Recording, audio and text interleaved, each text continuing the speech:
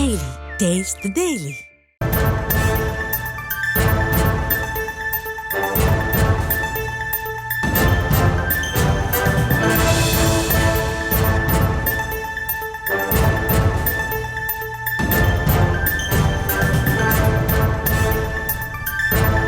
அண்மைச் செய்தியை பார்த்துக் கொண்டிருக்கிறோம். திமுக மீது பொய்ப்பழி போட்ட எதிர்க்கட்சிகள் இப்போது தங்கள் முகத்தை எங்கே வைத்துக் கொள்வார்கள் என அமைச்சர் பதிவிட்டிருக்கிறார். பெண்களை துரத்திய நபர் அதிமுக பின்புலம் உள்ளவன் என்பதை சுட்டிக்காட்டி அமைச்சர் பதிவிட்டிருக்கிறார். அந்த அண்மைச் செய்தியை பார்த்துக் கொண்டிருக்கிறோம். கூடுதல் விவரங்களோடு செய்தியாளர் பாரி கார்த்திக் இணைப்பில் இருக்கிறார். பாரி கார்த்திக், இது தொடர்பான முழு விவரம். திமுக ஆட்சியில் நல திட்டங்களால் மகளிர் முன்னேற்றத்தை பொறுத்துக் கொள்ள முடியாத எதிர்க்கட்சிகள் பெண்களின் முன்னேற்றத்தை தடுக்கும் வகையில் திமுக அரசின் மீது பழி போட முயற்சிப்பதும் சில நாட்களிலே உண்மையை தெரிய வந்து அந்த முயற்சி தோல்வியடையாவதும் வாடிக்கையாக இருக்கிறது. இப்போது எதிர்க்கட்சிகள் முகத்தை எங்கே வைத்துக் கொள்வார்கள் என்று தற்போது அமைச்சர் ரகுபதி தனது எக்ஸ் பக்கத்தில் தெரிவித்திருக்கிறார்.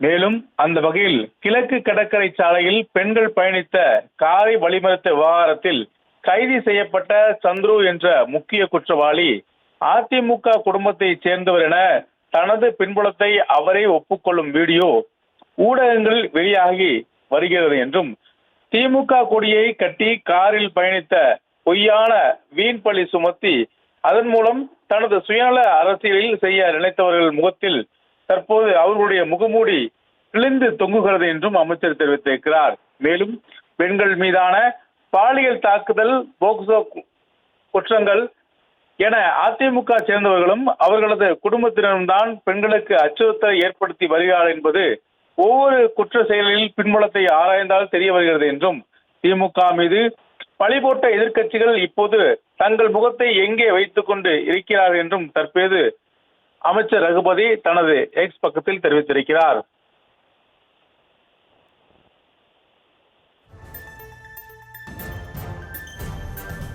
விவரங்களுக்கு நன்றி பாரி கார்த்திக்.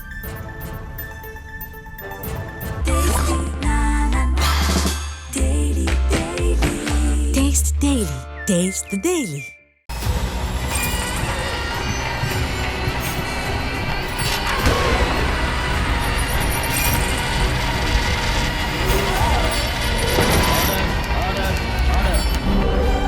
நிகழ்தகவு குற்றங்களின் மறுபரிமாணம். நாள்தோறும் இரவு 10 மணிக்கு இணைந்திருங்கள் நமது நியூஸ் தமிழ் தொலைக்காட்சியோடு.